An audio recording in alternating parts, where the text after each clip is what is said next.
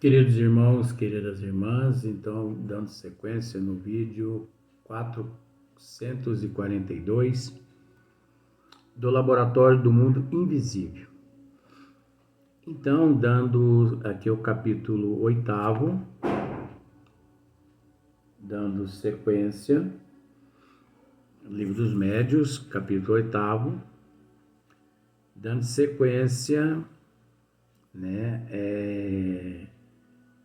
na questão 128, mas vamos voltar aqui na questão 128, mas na pergunta que Kardec faz a São Luís a respeito da caixa de rapé, para depois darmos sequência, na próxima pergunta. Então Kardec pergunta assim: aquela caixa de rapé tinha a forma da de que ele se servia habitualmente e que se achava guardada em sua casa, que era a dita caixa nas mãos da aparição? Aí São Luís responde assim: uma aparência. Só que Kardec não se conforma com esse termo, uma aparência, Então, nós vamos entrar já nesse esclarecimento de Kardec aqui.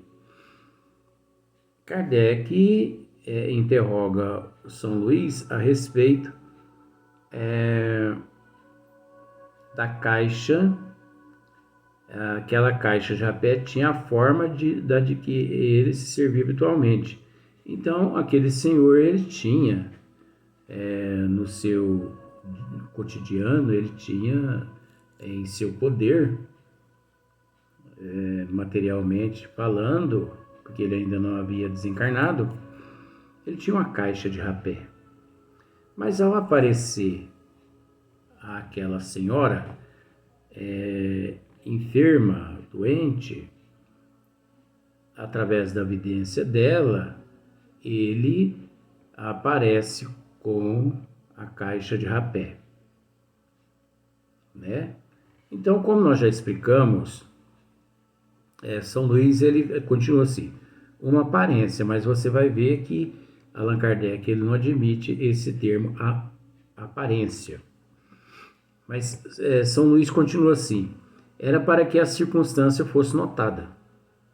Então, nós já esclarecemos isso no vídeo, nos vídeos anteriores. Era para que a circunstância fosse notada, como realmente foi, Então, nós esclarecemos o caso do Dr. Bezerra de Menezes, o professor Eurípides Barçanufo. Então, nós precisamos de algo que, assim, nos identifique, Nos identifique. Então, por exemplo, a pessoa diz assim, a paisana, ela diz assim, ela chega num local e diz assim, eu sou o delegado. Tudo bem, mas não basta ele dizer que é um delegado, Ele tem que apresentar o distintivo dele, de delegado, a carteira dele de delegado. Não é assim?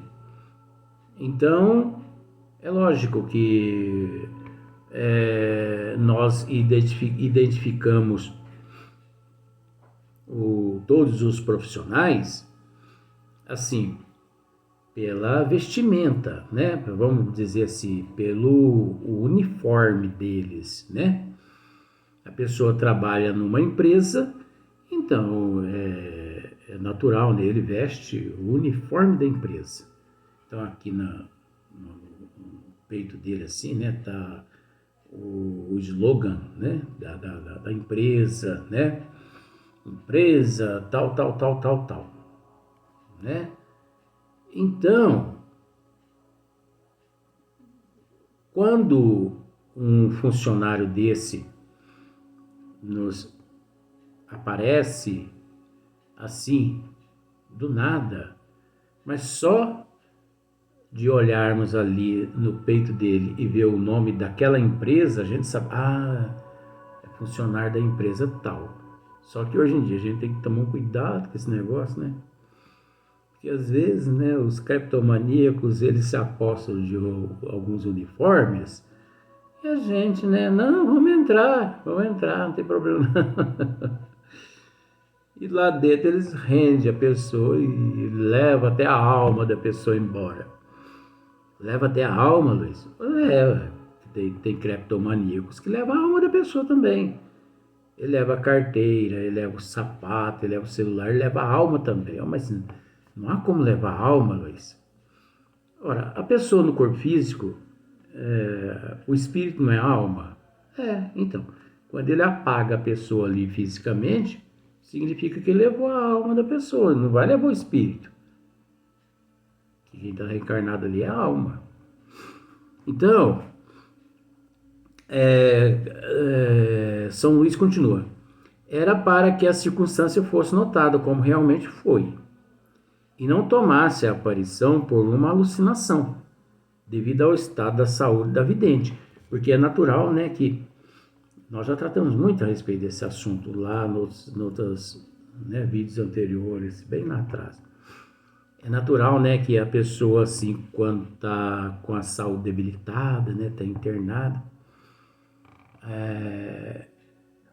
é comum, né, as pessoas, os familiares dizer assim, ela está com alucinação, está delirando, acho que ela já está partindo já. Por quê? Começou a ver os parentes que já morreu, começou a ver amigos, está conversando o dia inteiro aí com os falecidos aí da família. Aí o outro chega e fala, isso não é nada, ó, tá delirando, isso é alucinação dela, né? O espírito queria que a senhora em questão acreditasse na realidade da sua presença. E para isso tomou todas as aparências da realidade, quer dizer, ele não precisava aparecer ali com aquela caixa de rapé, né? Mas ele tomou todas as providências, né? Procurou se precaver em todos os sentidos para que a presença dele fosse notada, né? Para que ela, ao bater os olhos nele, guardasse aquela imagem, o rapé. O dia que ele lá esteve, dias depois, ela o reconheceu por causa da caixa do rapé. Porque ele, a hora que retirou uma caixa de rapé ali, ela se lembrou dele. Esse é aquele que esteve aqui. Mas como que ele esteve aqui se ele ainda não morreu? É o processo da bicorporiedade, né? E também o processo da bicorporiedade tem vários fatores ligados, interligados a esse fator aí. E agora a gente continua. Aí Kardec continua assim, ó. Dizes que era uma aparência. Ó, Kardec pegando no pé de São Luís agora. Dizes que era uma aparência, mas uma aparência nada tem de real. É como uma ilusão de ótica. Desejáramos saber se aquela caixa de rapé era apenas uma imagem sem realidade, ou se nela havia alguma coisa de material. Olha como Kardec ele era terrível, né? Então ele queria saber se havia naquela caixa, né, alguma coisa de material, assim, de real, né? Porque uma vez que uma aparência Kardec não aceitou esse termo, uma aparência. Aparência. Ou é ou não é. Uma aparência. Então, por exemplo, eu tenho aqui em cima da minha mesa aqui, nesse local aqui agora, uma garrafa com a aparência de uma refrigerante.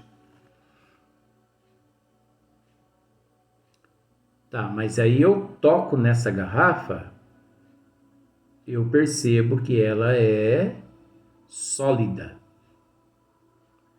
E dentro dela há um elemento líquido.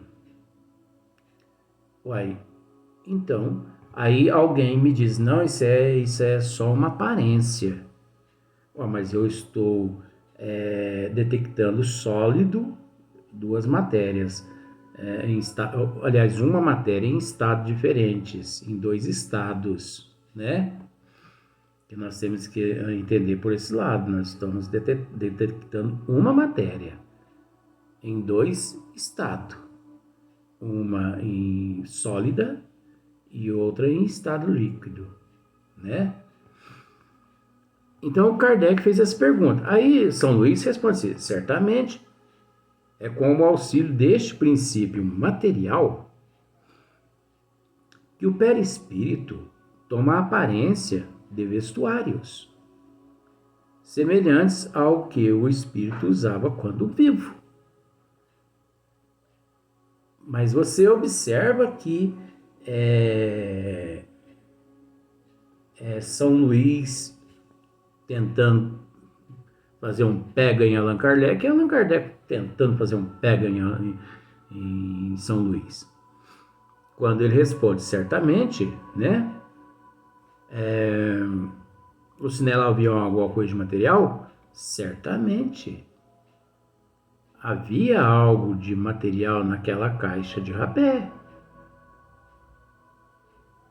É com o auxílio deste princípio material que o perispírito toma a aparência de vestuários, semelhantes aos que o espírito usava quando vivo. Aí tem uma nota de Allan Kardec, muito interessante. Ele começa assim, é evidente que a palavra aparência deve ser aqui tomada no sentido de aspecto, imitação. A caixa de rapé real não estava lá. A que o espírito deixava ver era apenas a representação daquela. Era apenas a representação daquela. Agora, isso é um processo relativo.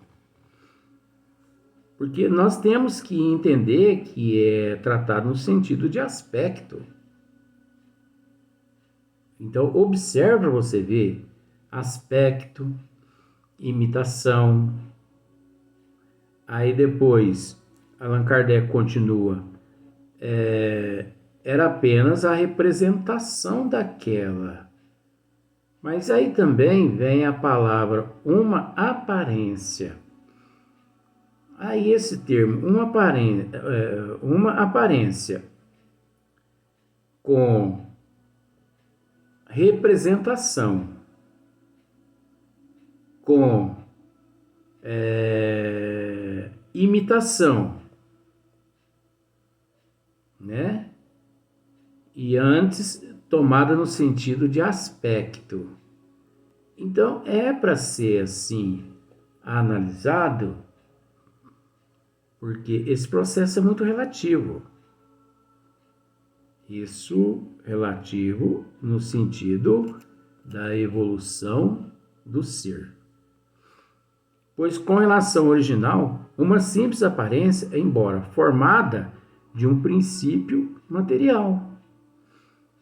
A experiência ensina que nem sempre se deve ter significação literal a certas expressões de que usam os espíritos, interpretando-as de acordo com as nossas ideias.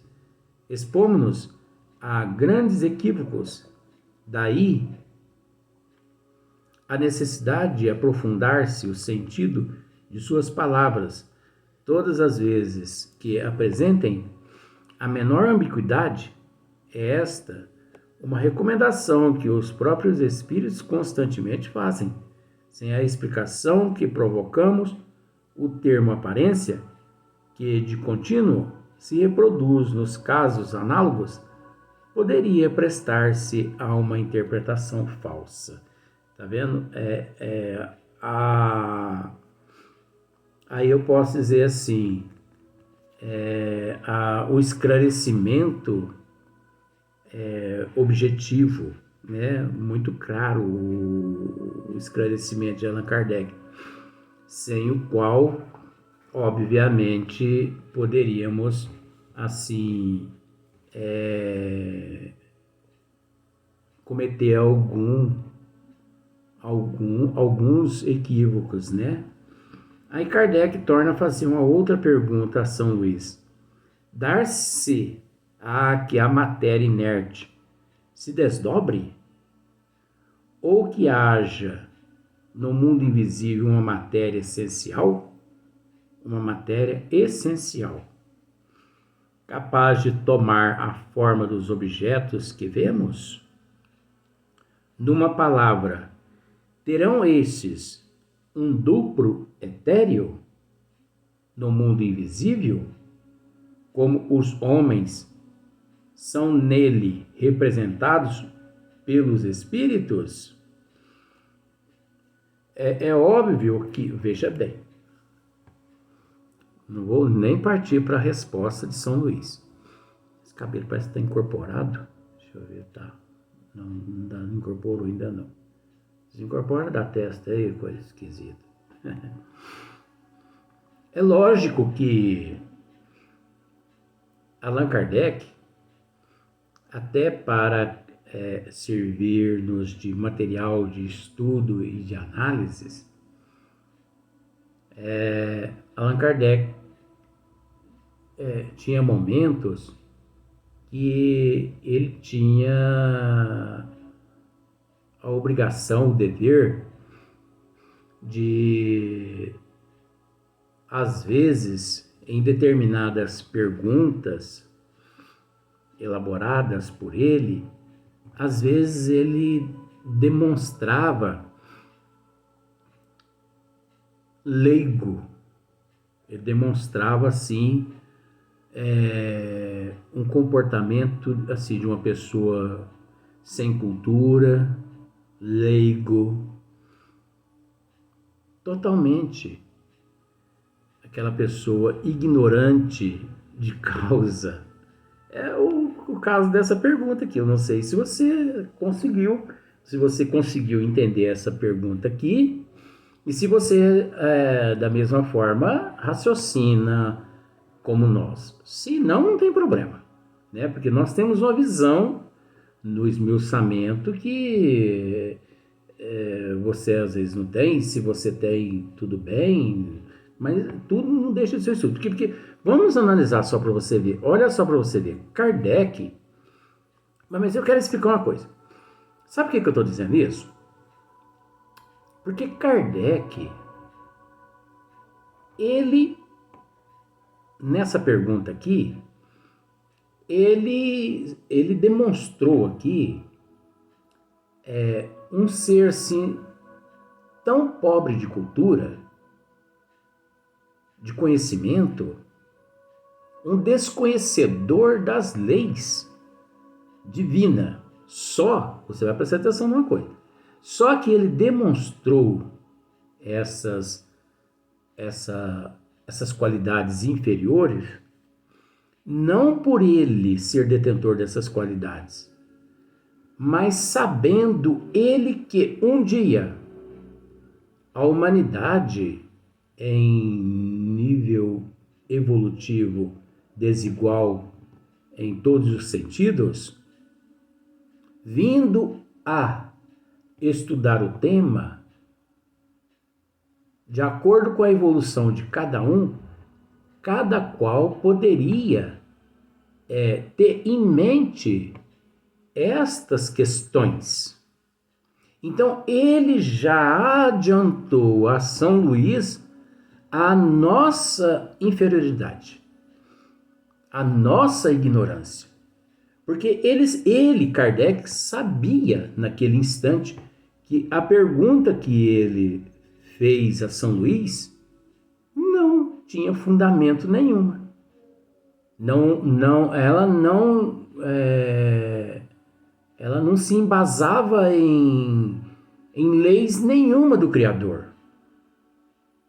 Era uma pergunta sem fundamento. Mas ele tinha que fazer, porque futuramente, como eu aqui estou fazendo, né? É natural. Quantas pessoas sem conhecimento acreditam dessa forma? Mas aí vem São Luís e escreve. Mas olha só a pergunta. Dar-se-á que a matéria inerte se desdobre? A matéria inerte se desdobre? Isso é impossível. Então, Allan Kardec não devia ter feito essa pergunta aos bons espíritos, a São Luís.